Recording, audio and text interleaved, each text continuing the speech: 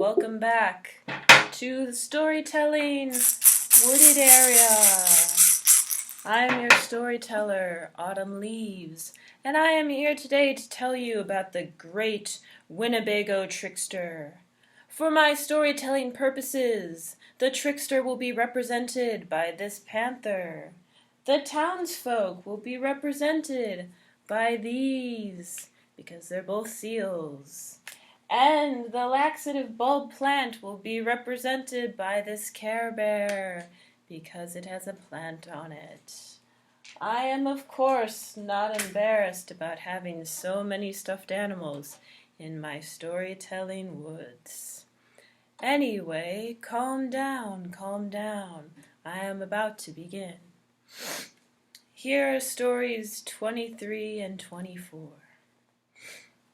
As the trickster went wandering around aimlessly, he suddenly heard someone speaking. He listened very carefully, and it seemed to say, "He who chews me will defecate! He will defecate!" "Well, why is this person talking in this manner?" said Trickster. So he walked in the direction from which he heard the speaking, and again he heard, quite near him, someone saying, "He who chews me will defecate! He will defecate!" That is what he said. But he kept looking around for the speaker, and finally discovered, much to his astonishment, that it was a bulb on a bush. The bulb it was that was speaking. So he seized it, put it in his mouth, chewed it, and then swallowed it.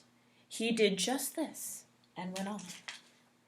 "Well, where is the bulb gone that talked so much? Why, indeed, should I defecate? When I feel like defecating, then I shall defecate no sooner. How could such an object make me defecate?" Thus spoke Trickster. Even as he spoke, however, he began to break wind. "Well, this I suppose is what it meant. Yet the bulb said I would defecate, and I am merely expelling gas. In any case, I am a great man, even if I do expel a little gas." Thus he spoke. As he was talking, he again broke wind. This time it was really quite strong.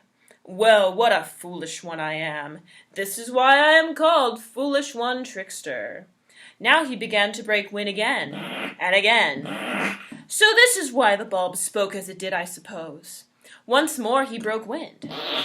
This time it was very loud, and his rectum began to smart. Well, it surely is a great thing. Then he broke wind again. This time with so much force that he was propelled forward. Well, well, it may even make me give another push, but it won't make me defecate, so he exclaimed defiantly. The next time he broke wind, the hind part of his body was raised up by the force of the explosion, and he landed on his knees and hands. "Well, go ahead and do it again. Go ahead and do it again." Thus again he broke wind. To protect himself the next time, he went on until he came to a large tree, a large oak tree. Around this he put both his arms. Yet, again for the second time, he broke wind, and he was swung up on his toes, struck against the tree. However, he held on. After that, he ran to a place where people were living. When he got there, he shouted, "Say, hurry up and take your lodge down, for a big war party is upon you, and you will surely be killed. Come, let us get away." He scared them all so much that they quickly took down their lodge. They piled it on top of Trickster. They likewise placed all the little dogs they had on top of Trickster. Just then he began to break wind again, and the force of the explosion scattered the things on top of him in all directions.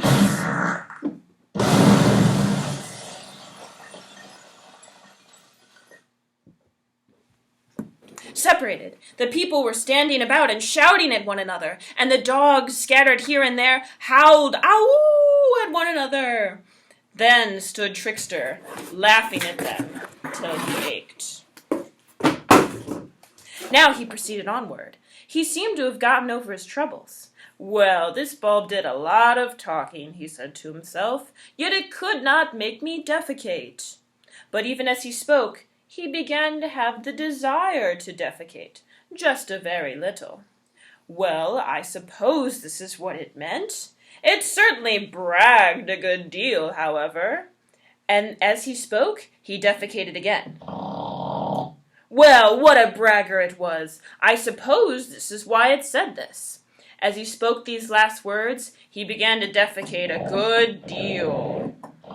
Finally, he climbed up a log that was leaning against a tree. However, his body still touched the excrement, so he went up higher. Even then, however, he touched it, so he climbed still higher up. Higher and higher he had to go. Now he was able to stop defecating, but now he was on top of a tree. It was small and quite comfortable. Moreover, the excrement began to come up to him. Even on the limb on which he was sitting, he began to defecate. So he tried a different position. Since the limb, however, was very slippery, he fell right down into the excrement.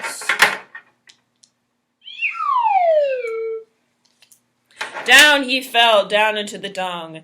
In fact, he disappeared in it, and it was only with great difficulty that he was able to get out of it. His raccoon skin blanket was covered with filth, and he came out dragging it after him. The pack he was carrying on his back was covered with dung, as was also the box containing his penis.